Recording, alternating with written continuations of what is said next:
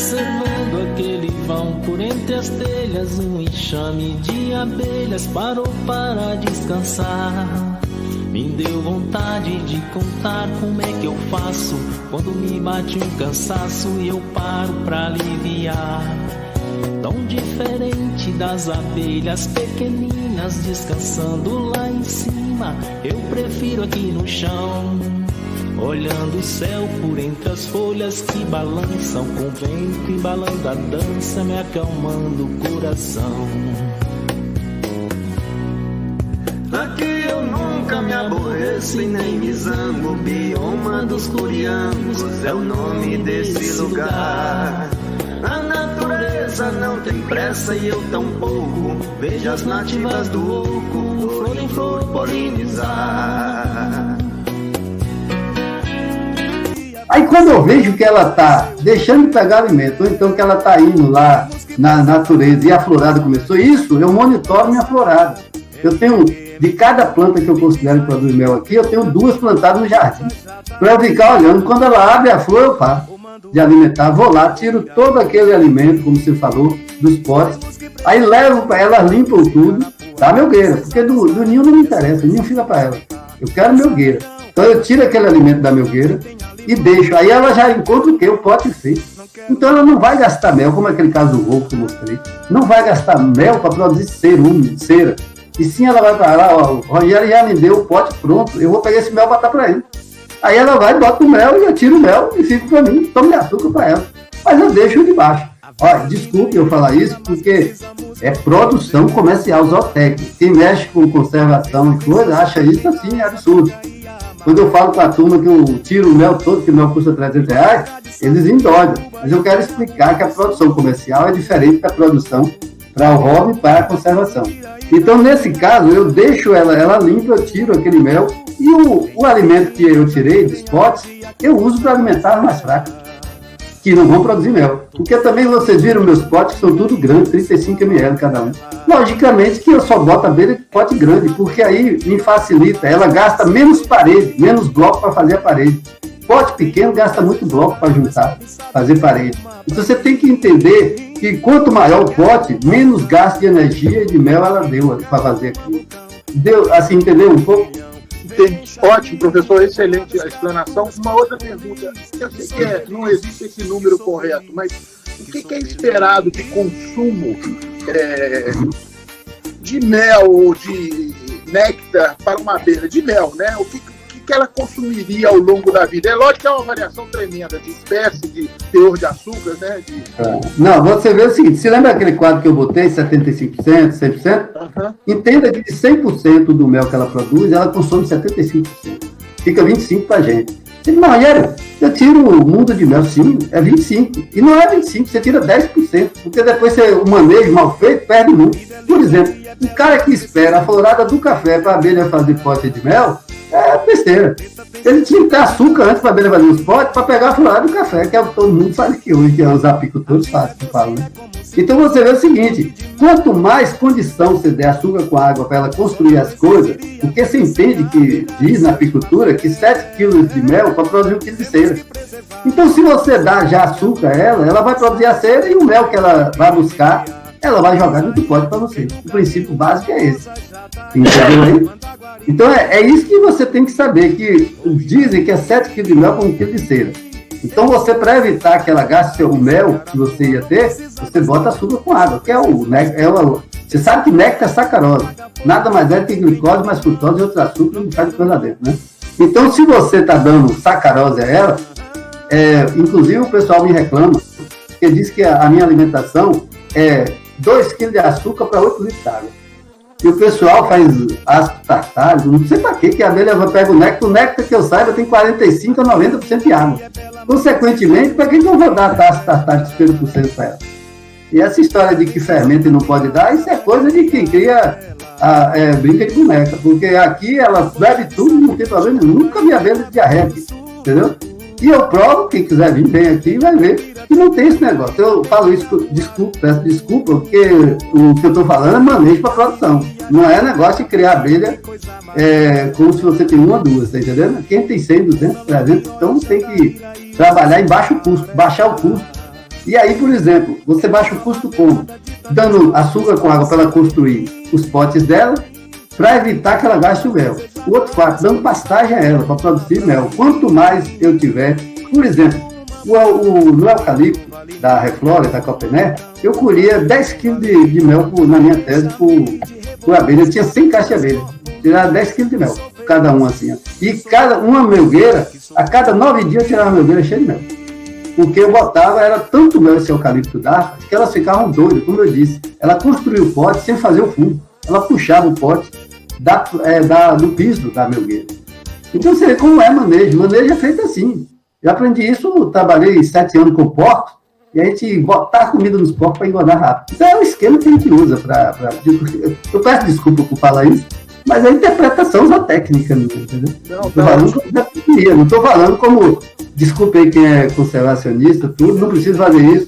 Inclusive não precisa de açúcar, abelha, planta um negócio chamado polvo brasileiro, alumão, que vocês vão ver que é maravilhoso. Floresce nessa época, dá tudo para abelha.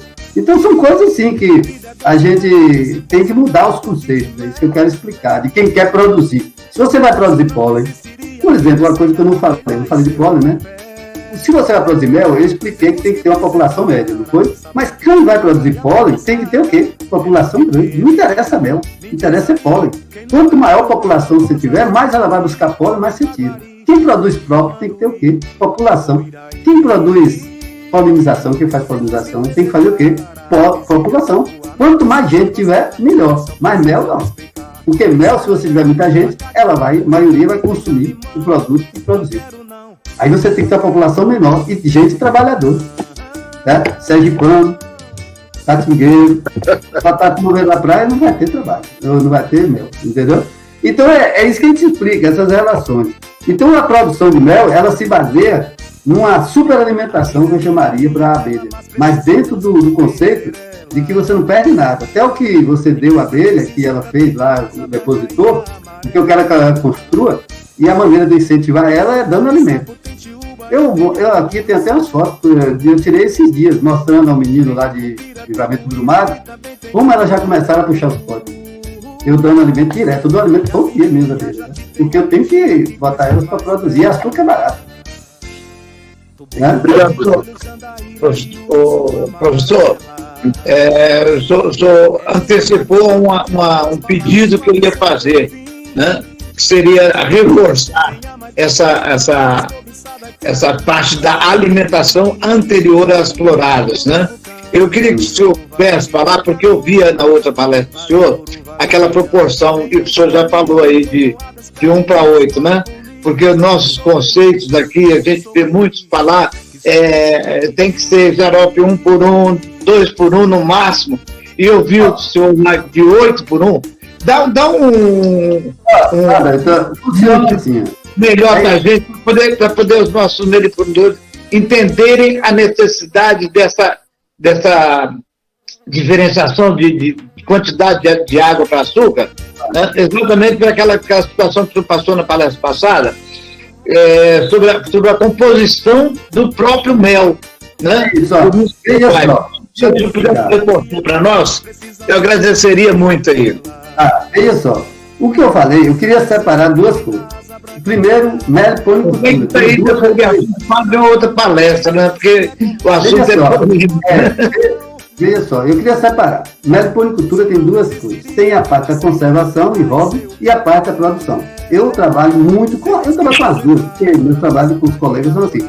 Só que eu estou falando aqui de produção. Então, quando você fala de produção, a primeira coisa, o Delfim Neto dizia que a parte mais sensível dele era o bolso. E ainda dizia mais, que a gente custo é igual a unha, importar toda semana. Então, quando a gente trabalha com produção, vocês que têm empresa aí, você sabe, você tem que baixar custo.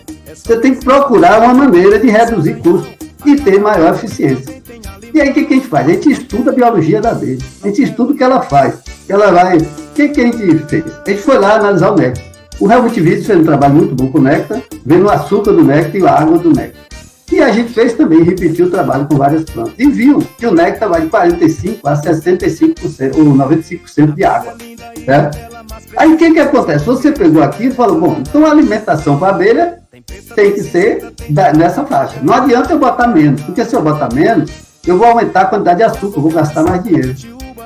Aí, por exemplo, o hobbyista, o conservacionista, ele não está preocupado com isso. Ele cria o bicho por prazer. E ele está certo, ele dá mel à abelha. Por exemplo, tem duas mudurias aqui que estavam fraquinhas, eu estou dando mel de sua ela. Então, o que acontece? É a visão do indivíduo, o que ele quer. Então, se ele é conservacionista, ele fala o que ele quiser. Aí ele diz assim, a teoria, não, eu vou dar o açúcar, que ele é aquele açúcar invertido, porque já é glicose. Eu falo, não, porque não consegue quebrar tudo. Tem uma eficiência, um dia desse, acho que foi o Paulo Cítrico, não sei falando, mostrou que a eficiência é baixa, daquele negócio com ácido cítrico, etc. E aí, eu digo isso porque quando a abelha quebra a sacarose, ela quebra uma grande parte de sacarose e transforma em glicose, frutose, maltose, etc. Mas quando sobra sacarose, tanto que para a gente saber se o mel é falso ou verdadeiro, analisa a sacarose. Se em ápice é mais de 7%, é falso o mel, como aquele mel de cana lá de Alagoas. Mas se o Niapis melícola, se nesse caso a sacarose dá acima de 6%, já é mel falso também. A gente analisou vários 500 amostras de mel e viu isso. Então o que acontece? Você vai, de qualquer forma, dar o açúcar invertido e vai mostrar que não transforma tudo, a abelha vai transformar. Aí você está aumentando o custo da demerara, etc. Não precisa, dá açúcar comum, a abelha responde, trabalha bem, agora os caras esquecem de dar pólen. Aí pólen é que faz filho, quem faz filho é pólen. O mel, a água com açúcar, é para o combustível da abelha adulta viver. Claro que ela bota um pouquinho de mel na alimentação, a gente sabe. Mas o Dr. Kerr fez eu tenho um trabalho de biologia aqui, que a gente fez, e ele mostrou exatamente o que, bota o ovo. Aí tem uma alimentação que vocês já viram. Quando você vai ver na alimentação, a parte de baixo da alimentação é 30%, é geleia real com coisa boa. Depois vem mel com geleia real, depois vem mel e pólen. Então mostra que a abelha, ela vai diluindo a alimentação dela. E no meu caso é custo. Tudo que eu puder baixar o preço, para poder baixar o preço do mel, que está caro, assim, porque produz em pequena quantidade, eu tenho que fazer. Então eu uso 2 para 8, porque é a composição do néctar, 20%. Às vezes, por exemplo, o pessoal, se você usar mais de 2 para 8, na frieza que está, o açúcar não dilui. Eu não quero ficar fervendo, porque eu vou gastar gás. Tudo você tem que pensar, rapaz, em custo. Hoje, no Brasil, a gente tem que ter um custo muito alto se a gente for vender tudo certinho. Então, a gente tem que tirar o máximo que puder.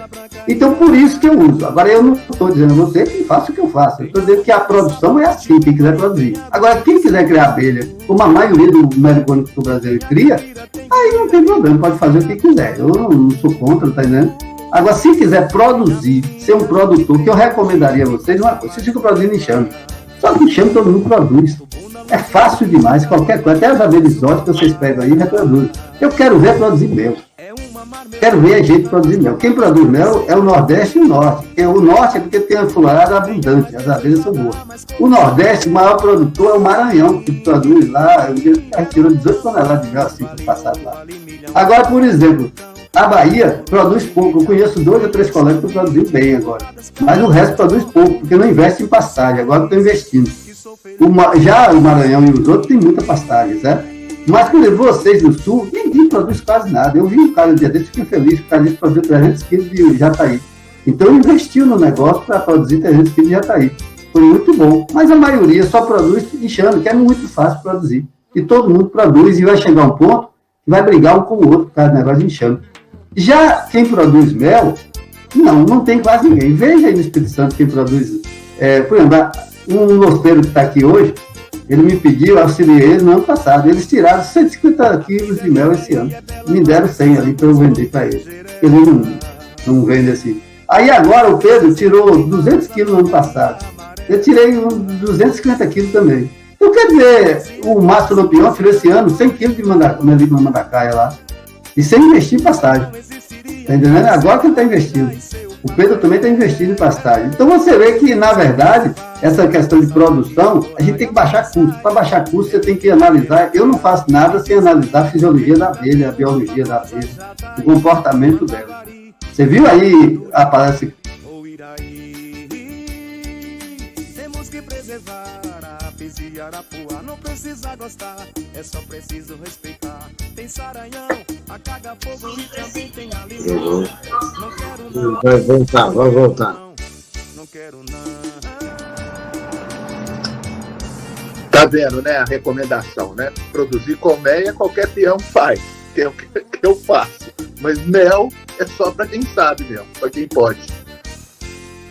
Ele está voltando aí, voltou. Nós precisamos proteger ela. Tem preta, tem cinzenta, tem da asa branca e a amarela. Tá bom. Tem tiúba e tem a guiruçu. Tem a cupira, tem guira e também Ele aqui, caiu lá e tá retornando, tá restabelecendo a ligação. Ok? Me avisou aqui pelo lado. Com pasto natural aqui, eu consegui produzir mais de 25 litros de mel. Umas 14 com mel. Ô, coisa boa. Caramba, mais de 1 quilo. Mais de um.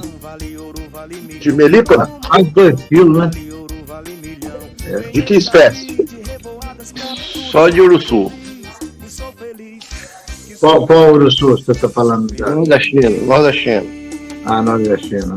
Ela é uma abelha produtiva, realmente.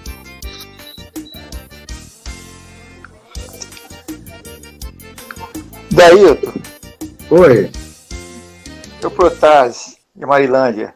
Fala, grande mano. Justamente nessa parte aí da diluição do xarope aí, eu perdi, meu celular caiu, até eu fui carregar, eu perdi exatamente o finalzinho aí, os 5 minutinhos aí que ele ficou. Aí não se preocupa, não se preocupa não, que nós, através do nosso amigo Henrique, estamos conseguindo gravar a reunião. Aí nós vamos disponibilizar para os associados depois aí, com mais tranquilidade. Mas ele colocou 4-1 o uso dele. Ele usa não, ele usa 8 para 1. 8 para 2. 8 de quê? 8 de água, né? 8 para 2, né?